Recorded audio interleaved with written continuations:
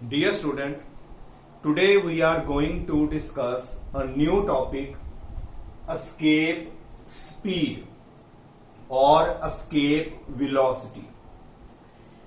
बेटा किसी भी चीज़ ਨੂੰ ਅਸੀਂ ਜੇਕਰ vertically upward ਸੁੱਟਦੇ ਆ ਉੱਪਰ ਨੂੰ ਸੁੱਟੀਏ ਤੇ ਕੀ ਹੁੰਦਾ ਹੈ ਉਹ ਜਿਹੜੀ ਹੈ ਵਾਪਸ ਨੀਚੇ ਆ ਜਾਏਗੀ ਬਿਕੋਜ਼ ਜਿਹੜੀ ਅਰਥ ਹੈ ਹਰ ਇੱਕ ਬਾਡੀ ਨੂੰ ਆਪਣੇ ਸੈਂਟਰ ਵੱਲ ਅਟਰੈਕਟ ਕਰਦੀ ਹੈ। ਜੇ ਅਸੀਂ ਹੁਣ ਜ਼ਿਆਦਾ ਸਪੀਡ ਦੇ ਨਾਲ ਸੁੱਟਦੇ ਹਾਂ ਤੇ ਕੀ ਹੋਏਗਾ ਬਾਡੀ ਜ਼ਿਆਦਾ ਹਾਈਟ ਤੇ ਪਹੁੰਚੇਗੀ लेकिन फिर दोबारा जी है बॉडी जी अर्थ के ऊपर वापस आ जाएगी because of the attraction of earth. पर मैं चाहना है कि मैं जो बॉडी नू वर्टिकली अपवर्ड सुटा ते कदी भी वो बॉडी जी है दोबारा वापस ना आवे, वो अर्थ दे ग्रेविटेशनल फील्ड दे विचों ही जी है वो बाहर चली जावे। ਤਾਂ ਜਿੰਨੀ ਸਪੀਡ ਦੇ ਨਾਲ ਬਾਡੀ ਨੂੰ ਸੁੱਟਣਾ ਪਏਗਾ ਉਹ ਜਿਹੜੀ ਸਪੀਡ ਹੈ ਮਿਨੀਮਮ ਸਪੀਡ ਜਿਹਦੇ ਨਾਲ ਬਾਡੀ ਨੂੰ ਸੁੱਟਣਾ ਪਏਗਾ ਵਰਟੀਕਲੀ ਅਪਵਰਡ ਤਾਂ ਜੋ ਬਾਡੀ ਵਾਪਸ ਅਰਥ ਉੱਪਰ ਨਾ ਆਵੇ, ਗ੍ਰੈਵਿਟੇਸ਼ਨ ਫੀਲਡ ਤੋਂ ਬਾਹਰ ਚਲੀ ਜਾਵੇ, ਉਸ ਸਪੀਡ ਨੂੰ ਅਸੀਂ ਬੋਲਦੇ ਹਾਂ escape speed। ਹਾਂਜੀ ਬੇਟਾ clear. It is the minimum velocity or speed। इत्थे तुसी speed भी लिख सकते हैं। जे escape speed है तो इत्थे speed लिख लो, जे velocity है तो तुसी इत्थे जिहड़ा है velocity भी लिख सकते हैं। It is the minimum velocity or speed with which a body has to be projected vertically upward। ਘੱਟੋ ਘੱਟ ਕਿੰਨੀ ਸਪੀਡ ਦੇ ਨਾਲ ਬਾਡੀ ਨੂੰ ਵਰਟੀਕਲੀ ਅਪਵਰਡ ਸੁੱਟੀਏ। ਕਿੱਥੋਂ ਸੁੱਟਣਾ ਹੈ? ਫਰੋਮ ਦੀ ਸਰਫੇਸ ਆਫ ਅਰਥ, ਅਰਥ ਦੇ ਸਰਫੇਸ ਤੋਂ ਸੁੱਟਣਾ ਹੈ vertically upward so that it just crosses the gravitational field. ਉਹ ਬਾਡੀ ਗ੍ਰੈਵਿਟੇਸ਼ਨ ਫੀਲਡ ਤੋਂ ਹੀ ਜਿਹੜੀ ਹੈ ਬਾਹਰ ਹੋ ਗਈ and never return on its own ਤੇ ਕਦੀ ਵੀ ਬਾਡੀ ਜਿਹੜੀ ਹੈ ਦੁਬਾਰਾ ਵਾਪਸ ਨਾ ਆਏ and that is called escape velocity or it is called escape speed। बेटा डेफिनेशन बहुत इजी है। बॉडी ਨੂੰ वर्टिकली अपवर्ड ਸੁੱਟਣਾ ਹੈ, ਕਿੰਨੀ ਸਪੀਡ ਨਾਲ ਸੁੱਟੀਏ ਕਿ ਵਾਪਸ ਆਵੇ ਹੀ ਨਾ, ਉਸ ਸਪੀਡ ਦਾ ਨਾਮ ਹੈ escape। escape ਦਾ ਮਤਲਬ ਐਸੇ ਹੁੰਦਾ ਹੈ ਬਚ ਕੇ ਨਿਕਲ ਜਾਣਾ, ਇੰਗਲਿਸ਼ ਦਾ ਵਰਡ ਹੈ, ਇਹਦਾ ਮਤਲਬ ਹੈ बच के निकल जाना कि जी बॉडी है अर्थ के ग्रेविटेशन फील्ड तो निकल के वो बाहर चलेगी। Now how to find the escape speed. हुण इसनूं फाइंड किस तरह करिए? हुण पहला सोचते हैं कि बॉडी है किथे। बॉडी हैगी है साडी on the surface of earth. असीं सुटना किथे है? ग्रेविटेशन फील्ड तो बाहर तां जो वापस ही ना आवे। ग्रेविटेशन फील्ड तो बाहर का मतलब है इनफिनिटी ते सुटना है, बहुत दूर सुटना है तां जो बॉडी जड़ी है वो वापस ना आ सके। ਇਹਦਾ मतलब सानू अर्थ दे सरफेस तो मान लो यह बॉडी है इथों पकड़ी इनू वर्टिकली अपवर्ड असी सुटना है सरफेस ऑफ अर्थ तो किथे तक? इनफिनिटी तक सुटना है। ते जदों असी इनू इथों सुटांगे then we have to do work। सानू वर्क करना पएगा। वर्क कीते बगैर ਜਿਹੜੀ ਹੈ ਬੋਡੀ ਜਿਹੜੀ ਇਨਫਿਨਿਟੀ ਤੇ ਨਹੀਂ ਪਹੁੰਚ ਸਕਦੀ। ਇਹਦਾ ਮਤਲਬ ਸਭ ਤੋਂ ਪਹਿਲਾਂ ਅਸੀਂ ਵਰਕ ਫਾਈਂਡ ਕਰਾਂਗੇ। ਕਿਹੜਾ ਵਰਕ? ਬੋਡੀ ਨੂੰ ਸੁੱਟਣ ਦਾ। ਕਿੱਥੋਂ ਸੁੱਟਿਆ? ਸਰਫੇਸ ਤੋਂ ਲੈ ਕੇ ਇਨਫਿਨਿਟੀ ਤੱਕ ਅਸੀਂ ਪਹਿਲਾਂ ਵਰਕ ਫਾਈਂਡ ਕਰਾਂਗੇ। ਉਸ ਵਰਕ ਨੇ ਕੀ ਕੀਤਾ? ਉਸ ਵਰਕ ਨੇ ਬੋਡੀ ਦੇ ਵਿੱਚ ਕਾਈਨੈਟਿਕ એનર્ਜੀ ਕ੍ਰੀਏਟ ਕਰਤੀ। ਜਦੋਂ ਕਿਸੇ ਚੀਜ਼ ਨੂੰ ਸੁੱਟੋਗੇ ਬੜੀ ਤੇਜ਼ ਤੇ ਜਦੋਂ ਤੇਜ਼ ਸੁੱਟੋਗੇ ਤੁਸੀਂ ਜਿਹੜਾ ਵਰਕ ਕੀਤਾ ਉਹਨੂੰ ਫੋਰਸ ਲਗਾ ਕੇ ਤੁਸੀਂ ਸੁੱਟਿਆ, ਜਿਹੜਾ ਵਰਕ ਕੀਤਾ ਉਸ ਵਰਕ ਕਰਕੇ ਕੀ ਹੋਇਆ ਬੋਡੀ ਜਿਹੜੀ ਹੈ ਉਹ ਮੋਸ਼ਨ ਚ ਆ ਗਈ ਤੇ ਮੋਸ਼ਨ ਚ ਆਉਣ ਕਰਕੇ ਉਹਦੇ ਕੋਲ ਕਿਹੜੀ એનર્ਜੀ ਉਹਦੇ ਚ ਪੈਦਾ ਹੋਈ? ਸਾਡੇ ਕੋਲ ਆ ਗਈ ਕਾਈਨੈਟਿਕ એનર્ਜੀ ਪੈਦਾ ਹੋ ਗਈ।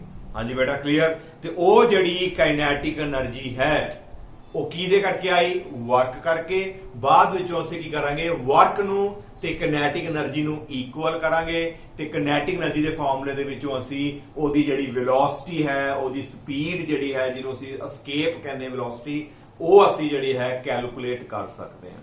ਆਓ ਇਸ ਨੂੰ ਜਿਹੜਾ ਹੈ ਸਮਝਣ ਲਈ ਅਸੀਂ ਇਹ ਡਾਇਗਰਾਮ ਬਣਾਈ ਹੈ। ਡਾਇਗਰਾਮ ਤੋਂ ਬਿਨਾ ਜਿਹੜਾ ਹੈ ਇਹ ਆਰਟੀਕਲ ਤੁਸੀਂ ਨਹੀਂ ਕਰ ਸਕਦੇ। ਨਾਓ ਵਾਟ ਇਜ਼ ਦਿਸ? ਇਹ ਜਿਹੜਾ ਇੱਕ ਸਫੀਅਰ ਨਜ਼ਰ ਆ ਰਿਹਾ ਹੈ, ਇਟ ਇਜ਼ ਅ ਅਰਥ। ਜਿਹੜੀ ਅਰਥ ਹੈ, ਅਰਥ ਦਾ ਰੇਡੀਅਸ ਕਿੰਨਾ ਹੈ? r। ਤੇ ਅਸੀਂ ਆਲਰੇਡੀ ਪਹਿਲਾਂ ਦੱਸਿਆ ਹੋਇਆ ਕਿ ਰੇਡੀਅਸ ਅਰਥ ਦਾ 6400 ਕਿਲੋਮੀਟਰ ਜਾਂ 6.4 into 10 raised to power 6 metre ਹੈ। m mass of earth, o centre of ਕੀ ਹੈਗਾ ਸਾਡਾ ਅਰਥ ਹੈਗਾ। Now this is a body which is placed on the surface of earth. ਇਹ ਬੋਡੀ ਹੈ ਸਾਡੀ ਸਰਫੇਸ ਆਫ ਅਰਥ ਤੇ ਇਹਨੂੰ ਸੁੱਟਣਾ ਹੈ ਅਸੀਂ ਕਿੱਥੇ ਸੁੱਟਣਾ ਹੈ? ਅਸੀਂ ਸੁੱਟਣਾ ਹੈ ਇਹਨੂੰ ਇਨਫਿਨਿਟੀ ਤੇ, ਇੱਥੇ ਪਹੁੰਚਾਣਾ ਹੈ। ਤੇ ਆਹ ਜਿਹੜੀ ਲਾਈਨ ਸ਼ੋ ਕੀਤੀ ਹੈ ਇਹ ਹੈਗੀ ਆ ਸਾਡੀ ਗ੍ਰੈਵੀਟੇਸ਼ਨਲ ਫੀਲਡ। ਗ੍ਰੈਵੀਟੇਸ਼ਨਲ ਫੀਲਡ ਜਿਹੜਾ ਸਾਡਾ ਇੱਥੋਂ ਤੱਕ ਹੈਗਾ, ਇਹਦੇ ਤੋਂ ਅਸੀਂ ਇਹਨੂੰ ਬਾਹਰ ਸੁੱਟਣਾ ਹੈ। ਤੇ ਜਿਹੜਾ ਅਸੀਂ ਵਰਕ ਕਰਾਂਗੇ ਉਹ ਅਸੀਂ ਹੁਣ ਕੈਲਕੂਲੇਟ ਜਿਹੜਾ ਹੈ ਆਪਾਂ ਉਹ ਕਰਨ ਜਾ ਰਹੇ ਹਾਂ।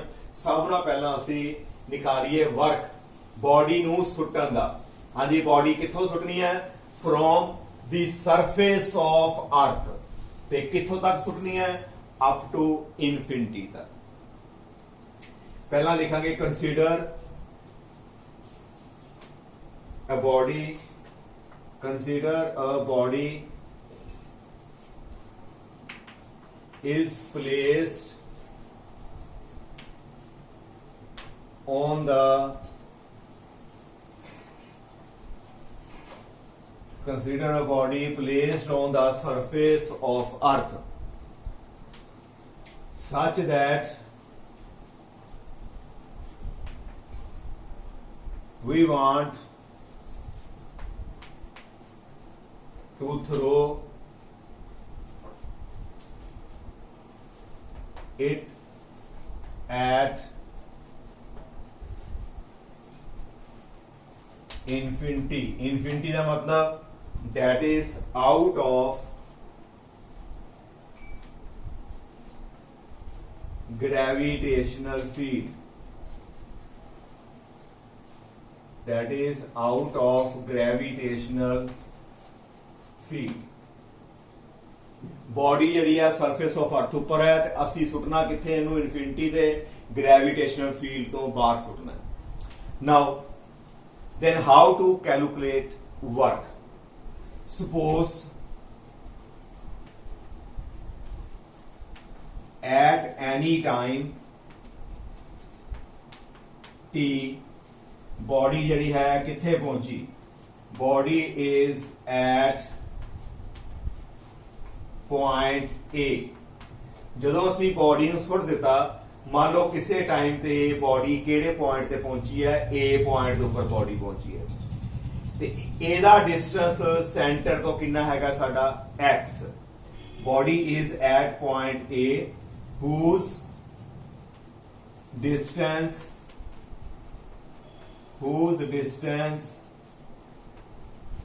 from the center of earth is x। body है ਜਿਹੜੀ ਉਹਦਾ center ਤੋਂ distance ਕਿੰਨਾ ਹੈ? x। therefore force of attraction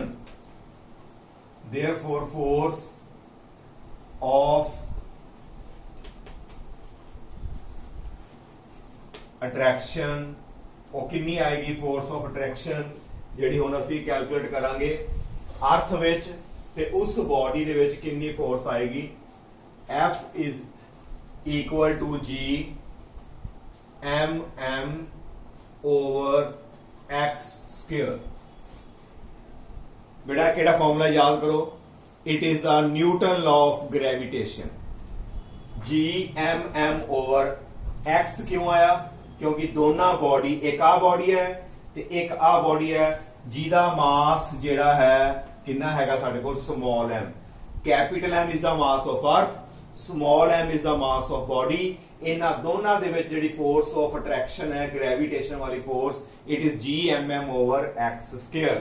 and what is capital G? बेटा कैपिटल G की है? Capital G is the universal gravitational constant. ਇਹਦੀ ਜਿਹੜੀ ਵੈਲਿਊ ਹੈ ਤੁਹਾਨੂੰ ਜ਼ਬਾਨੀ ਯਾਦ ਹੋਣੀ ਚਾਹੀਦੀ ਹੈ। ਇਹ ਅਸੀਂ ਆਲਰੇਡੀ ਜਿਹੜਾ ਹੈ ਅਸੀਂ ਡਿਸਕਸ ਕਰ ਚੁੱਕੇ ਹਾਂ। ਨਾਓ suppose after time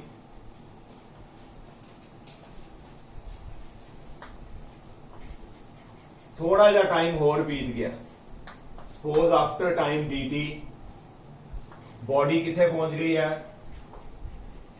body reaches at point B, body जड़ी है बी ते पहुंच गई आफ्टर कवरिंग स्मॉल डिस्प्लेसमेंट। थोड़ी जो ने डिस्प्लेसमेंट कवर की थी, कितनी डिस्प्लेसमेंट है dx, then small amount of work done, then small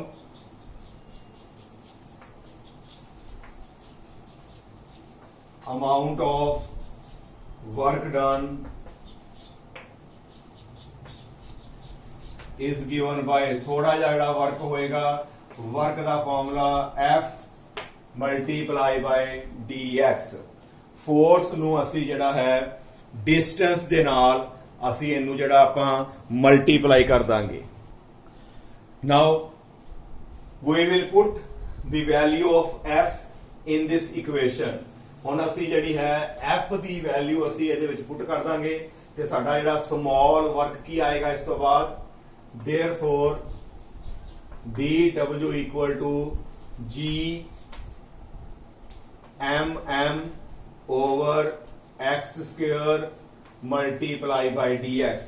ਇਹ f ਦੀ ਵੈਲਿਊ ਅਸੀਂ ਇਹਦੇ ਵਿੱਚ ਪੁੱਟ ਕਰਤੀ ਤੇ ਸਾਡੇ ਕੋਲ ਜਿਹੜਾ ਹੈ ਸਮਾਲ ਵਰਕ ਡਨ ਸਾਡੇ ਕੋਲ ਆ ਗਿਆ। ਅਸੀਂ a ਤੋਂ ਲੈ ਕੇ b ਤੱਕ ਦਾ ਵਰਕ ਨਿਕਾਲਿਆ ਬੇਟਾ। ਪਹਿਲਾਂ a ਤੇ ਸੀ ਬॉडी, ਬਾਅਦ ਚੋਂ b ਤੇ ਪਹੁੰਚੀ, ਥੋੜੀ ਜਿਹੀ ਡਿਸਪਲੇਸਮੈਂਟ ਹੋਈ, ਅਸੀਂ ਸਮਾਲ ਵਰਕ ਨਿਕਾਲਿਆ। ਪਰ ਅਸੀਂ ਟੋਟਲ ਵਰਕ ਨਿਕਾਲਣਾ ਹੈ ਇਸ ਪੁਆਇੰਟ ਤੋਂ ਲੈ ਕੇ ਇਨਫਿਨਿਟੀ ਤੱਕ ਅਸੀਂ ਟੋਟਲ ਵਰਕ ਨਿਕਾਲਾਂਗੇ। ਉਹ ਕਿਸ ਤਰ੍ਹਾਂ ਨਿਕਾਲਦੇ ਹਾਂ ਅਸੀਂ, with the help of integration. Now total work done, now total work done from ਕਿਥੋਂ, ਸਰਫੇਸ ਆਫ अर्थ, किथों अप टू, किथों तक आएगा up to infinity is given. हाँ जी, किस तरह निकालते हैं total work done, with the help of integration. इस इक्वेशन दी असी जड़ी है इंटैग्रेशन कर देंगे, साढ़े को टोटल वर्क आएगा integration of this small work done. पहला बॉडी किथे सी, सरफेस ते, ਜਦੋਂ ਸਰਫੇਸ ਸੀ ਤਾਂ ਸੈਂਟਰ ਤੋਂ ਕਿੰਨਾ ਡਿਸਟੈਂਸ ਹੈ, ਕੈਪੀਟਲ R। ਇਹਦਾ ਮਤਲਬ ਹੈ ਸਰਫੇਸ ਤੇ, ਸਰਫੇਸ ਦਾ ਮਤਲਬ ਸੈਂਟਰ ਤੋਂ R ਹੈ। ਸੁੱਟੀ ਕਿੱਥੇ, ਇਨਫਿਨਿਟੀ ਤੇ। ਹੁਣ ਸੈਂਟਰ ਤੋਂ ਕਿੰਨਾ ਡਿਸਟੈਂਸ ਹੋ ਜਾਏਗਾ ਸਾਡੇ ਕੋਲ, ਇਨਫਿਨਿਟੀ। ਇਹਦਾ ਮਤਲਬ ਆ ਜਾਏਗਾ ਸਾਡੇ ਕੋਲ R ਤੋਂ ਲੈ ਕੇ ਇਨਫਿਨਿਟੀ ਤੱਕ, ਤੇ dw ਦੀ ਵੈਲਿਊ ਅਸੀਂ ਆ ਉੱਥੇ ਪੁੱਟ ਕਰ ਦਾਂਗੇ, ਇੰਟੈਗ੍ਰੇਸ਼ਨ R ਟੂ ਸਾਡੇ ਕੋਲ infinity g m divided by x square into dx। हाँ जी बेटा, इत्थे तक क्लियर। एक चीज नोट करो, जेड़े असी ग्रेविटेशनल पोटेंशियल ते ग्रेविटेशनल पोटेंशियल एनर्जी वाले आर्टिकल पढ़े ने, सेम आर्टिकल आ है। ग्रेविटेशनल पोटेंशियल एनर्जी दे विच की सी, बॉडी नू इनफिनिटी तो चुक के किसी p पॉइंट ते लेके आने आ, जिन्ना वर्क करते सी वो एनर्जी के रूप च स्टोर होंदा है। ਇਹਦੇ ਵਿੱਚ ਕੀ ਹੈ, बॉडी ਨੂੰ सरफेस तो चुक के इनफिनिटी ते सुटना है। ਇਹ ਤੇ उल्ट है। ग्रेविटेशनल पोटेंशियल एनर्जी वाला आर्टिकल ਜਿਹੜਾ ਤੁਸੀਂ ਪਹਿਲਾਂ ਕਰ ਚੁੱਕੇ ਆ, ਉਹਦੇ ਵਿੱਚ बॉडी ਨੂੰ इनफिनिटी तो ਕਿਸੇ ਪੁਆਇੰਟ ਤੇ ਲੈ ਕੇ ਆਇਆ ਜਾਂਦਾ ਹੈ। ਤੇ ਐਸਕੇਪ ਵਾਲੇ ਆਰਟੀਕਲ ਦੇ ਵਿੱਚ ਕੀ ਹੈ, बॉडी ਨੂੰ सरफेस तो इनफिनिटी ਤੇ ਲੈ ਕੇ ਜਾਂਦੇ ਆ। ਉਥੇ इनफिनिटी ਜਿਹੜੀ ਹੈ ਨੀਚੇ ਆਂਦੀ ਸੀ ਲਿਮਟ, ਤੇ ਇਹ ਵਾਲੀ ਚੀਜ਼ ਉੱਪਰ ਆਂਦੀ ਹੈ। ਇਨਫਿਨਿਟੀ ਤੋਂ बॉडी ਨੂੰ ਇਨਫਿਨਿਟੀ ਤੋਂ ਚੁੱਕ ਕੇ ਲੈ ਕੇ ਆਏ ਸੀ, ਹੁਣ ਸਰਫੇਸ ਤੋਂ ਇਨਫਿਨਿਟੀ ਤੇ। r तो ਇਨਫਿਨਿਟੀ ਦੇ। ਬਾਕੀ ਬੇਟਾ ਸਾਰਾ ਆਰਟੀਕਲ ਜਿਹੜਾ ਉਸੇ ਤਰੀਕੇ ਨਾਲ ਚੱਲਦਾ ਪਿਆ ਜਿਸ ਤਰ੍ਹਾਂ ਗ੍ਰੈਵਿਟੇਸ਼ਨਲ ਪੋਟੈਂਸ਼ੀਅਲ એનર્ਜੀ ਵਾਲਾ ਆਰਟੀਕਲ ਹੈ। ਨਾਓ ਜਿਹੜੀ ਚੀਜ਼ ਵਿੱਚੋਂ ਕਨਸਟੈਂਟ ਹੈ ਉਸ ਨੂੰ ਅਸੀਂ ਵਿੱਚੋਂ ਬਾਹਰ ਕੱਢ ਦਿੰਦੇ ਆ। ਇਹ ਡਾਇਗਰਾਮ ਜਿਹੜੀ ਹੈ ਬੇਟਾ ਮੈਂ ਹੁਣ ਵਿੱਚੋਂ ਰੱਬ ਕਰਤੀ। ਆਈ ਹੋਪ ਕਿ ਤੁਸੀਂ ਇਹਨੂੰ ਜਿਹੜਾ ਹੈ ਉਤਾਰ ਲਿਆ ਹੋਵੇਗਾ। ਨਾਓ ਵਰਕ ਡਨ GMM ਇਹ ਵਿੱਚੋਂ ਬਾਹਰ ਆ ਗਿਆ। अंदर रह गया तुहाडे कोल x² dx लिमिट किहड़ी आएगी r टू इनफिनिटी। उस तो अगे साडे कोल आ गया GMM x² ऊपर जाके x दी पावर -2 बन जाएगी। नीचे आ गया r ऊपर आ गया साडे कोल कितना infinity. Now work done equal to GMM। Now किस तरह हल करते बेटा बहुत बारी इंटैग्रेशन आई है पिछे भी आपां हुणे लास्ट आर्टिकल भी डिस्कस किया है। जेडी पावर है पावर विच एक प्लस कर दो जो आएगा ओनू तुसी जेड़ा है नीचे लिख देना है। इत्थे आ जाएगा r इधर आ गया साडे कोल कितना इनफिनिटी। ऊपर रह गया -1 थल्ले भी -1 equal to GMM x the power -1 over -1 r2 साडे कोल आ जाएगा इनफिनिटी। नाउ जेड़ा विच थल्ले माइनस दा साइन आ रहा इनू असी बाहर निकाल देने आ। Now work is equal to -GMM ते आ माइनस बाहर आ गया। x दी पावर -1 नू असी 1 ओवर x लिख लिया। x दी पावर -1 नू 1 ओवर x r तो लैके साडे कोल कितना आ गया infinity. It is equal to -GMM। पहला असी लिमिट भरांगे इनफिनिटी x दी जगह ते आ गया इनफिनिटी ते अगे केड़ा साइन पाईदा है माइनस दा। हुण x दी जगह ते आ गया साडे कोल r। It is -GMM 1 over infinity. कल भी दस्सिया सी जदों भी इनफिनिटी ना डिवाइड होवे साडे कोल 0 ते -1 ओवर r। 0 विचों खत्म हो गया माइनस रह गया बेटा। माइनस ते माइनस की हो जाएगा साडे कोल अगेन साडे कोल जेड़ा है वो प्लस आ जाएगा answer. And we get work will be equal to GMM divided by r। ए 0 खत्म हो गया r नीचे लग गया माइनस माइनस वो साडा प्लस हो गया। This is equation number 2। ए तुसी वर्क कीता है कादा वर्क किया है बॉडी नू सरफेस ऑफ अर्थ तो लैके इनफिनिटी ते सुटन तक दा असी जिहड़ा है असी वो वर्क जिहड़ा आपां निकाल लिया। नाउ इस वर्क ने की कीता जदों असी वर्क किया बॉडी नू केड़ी एनर्जी प्रोवाइड हुई काइनेटिक एनर्जी। आगे की लिखांगे बेटा असी this work done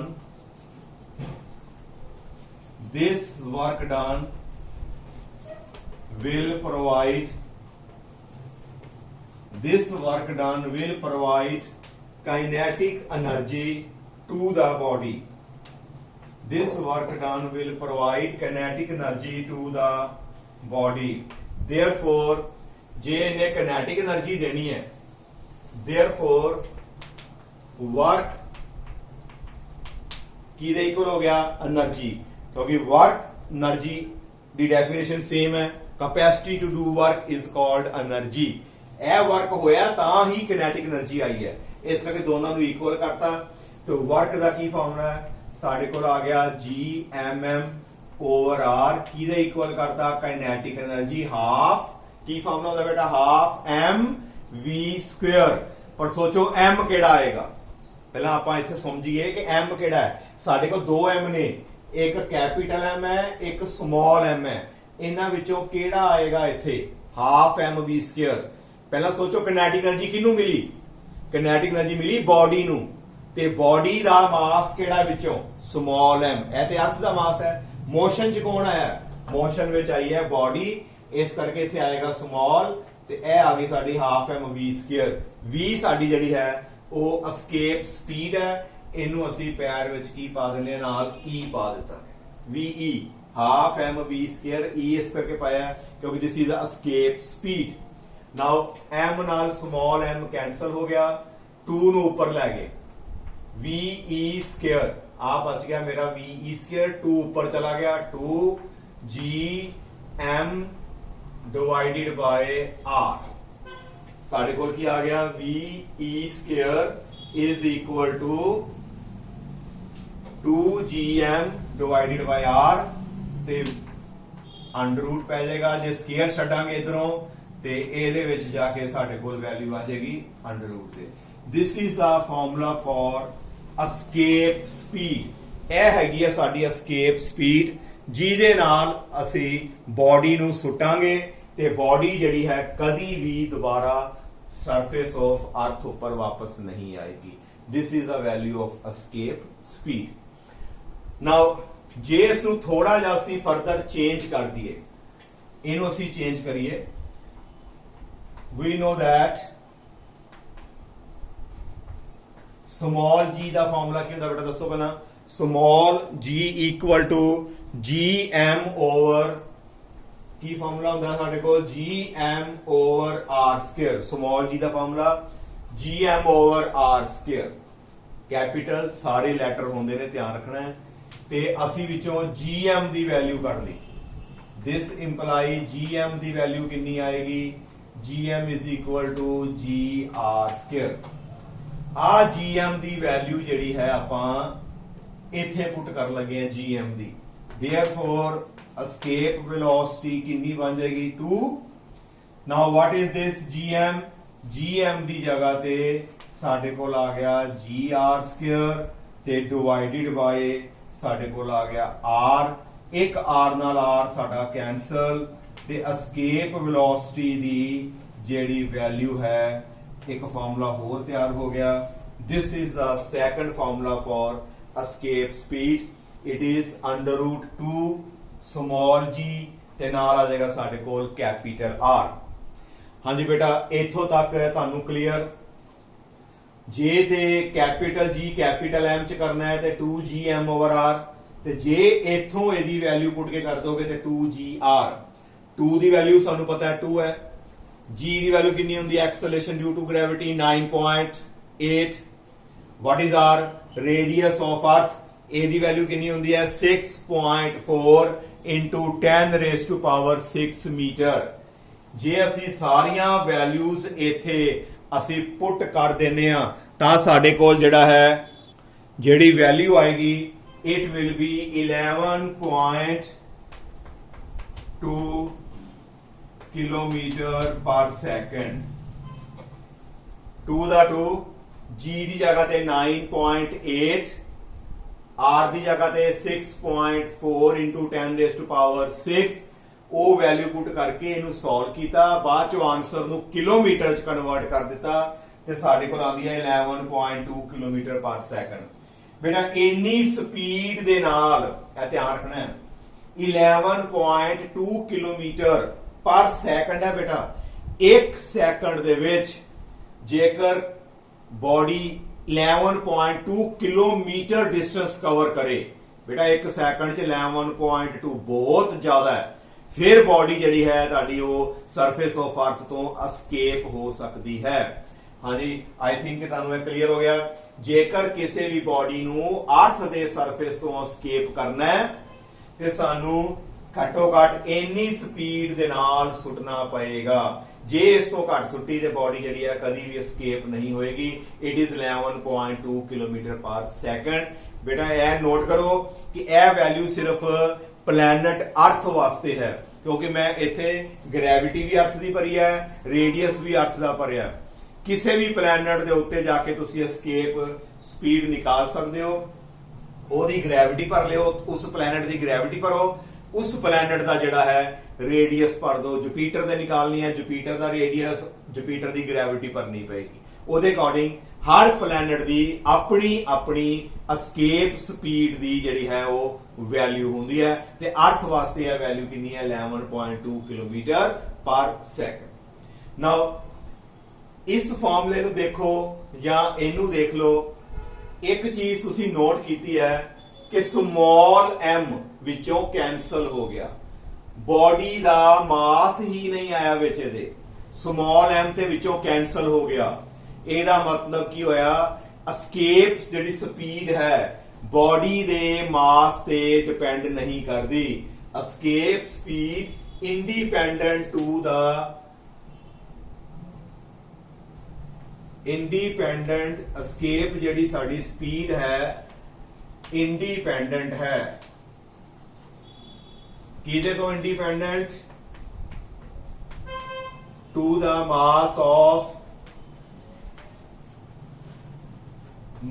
of body ਤੋਂ ਇੰਡੀਪੈਂਡੈਂਟ ਹੈ। ਭਾਵੇਂ ਇੱਕ ਛੋਟੀ ਜੀ ਕੋਈ ਚੀਜ਼ ਹੋਵੇ, ਮੰਨ ਲਓ ਕੋਈ ਕੀੜੀ ਹੈ, ਉਹਨੂੰ escape ਕਰਨਾ ਹੈ, ਤੇ ਭਾਵੇਂ ਇੱਕ ਐਲੀਫੈਂਟ ਲਗਾ ਲਓ, ਦੋਨਾਂ ਦੇ ਮਾਸ 'ਚ ਕਿੰਨਾ ਫਰਕ ਹੈ। ਪਰ escape speed ਜਿਹੜੀ ਹੈ ਮਾਸ ਤੇ ਡਿਪੈਂਡ ਹੀ ਨਹੀਂ ਕਰਦੀ।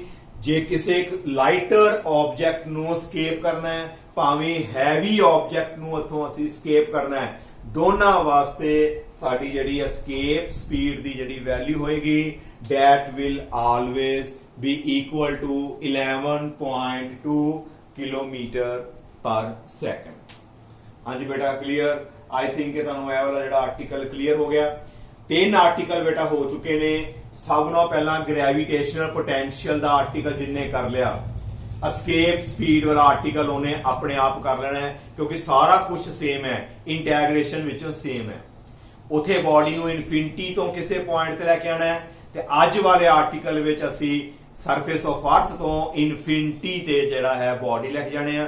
ਤਿੰਨੋਂ ਆਰਟੀਕਲ ਦੇ ਵਿੱਚ ਮੈਂ ਵਰਕ ਹੀ ਨਿਕਾਲਿਆ ਬੇਟਾ, ਤੇ ਵਰਕ ਨਿਕਾਲਣ ਦਾ ਤਰੀਕਾ ਸੇਮ ਹੈ। ਪਹਿਲਾਂ ਬੋਡੀ ਰਸਤੇ 'ਚ A ਪੁਆਇੰਟ ਤੇ ਪਹੁੰਚਦੀ ਹੈ, ਉੱਥੇ ਪਹਿਲਾਂ ਫੋਰਸ ਆਫ ਗ੍ਰੈਵਿਟੇਸ਼ਨ ਨਿਕਾਲੀ ਦੀ ਹੈ, ਫਿਰ ਸਮਾਲ ਵਰਕ ਨਿਕਾਲੀਦਾ ਹੈ, ਉਸ ਤੋਂ ਬਾਅਦ ਅਸੀਂ ਉਹਦੀ ਟੋਟਲ ਵਰਕ ਜਿਹੜਾ ਹੈ ਇੰਟੈਗ੍ਰੇਸ਼ਨ ਕਰਕੇ ਅਸੀਂ ਨਿਕਾਲ ਲੈਂਦੇ ਹਾਂ। ਆਈ ਥਿੰਕ ਕਿ ਤੁਹਾਨੂੰ ਅੱਜ ਤੱਕ ਦੇ ਜਿਹੜੇ ਆਰਟੀਕਲਸ ਨੇ ਉਹ ਕਲੀਅਰ ਹੋ ਗਏ ਨੇ। ਨੈਕਸਟ ਜਿਹੜਾ ਸਾਡਾ ਜਿਹੜਾ ਆਰਟੀਕਲ ਅੱਗੇ ਆਏਗਾ ਆਰਬਿਟਲ ਸਪੀਡ ਜਾਂ ਆਰਬਿਟਲ ਵੈਲੋਸਿਟੀ ਆਏਗੀ, ਉਹਦੇ ਬਾਰੇ ਜਿਹੜਾ ਆਪਾਂ ਡਿਸਕਸ ਕਰਾਂਗੇ। Thank you.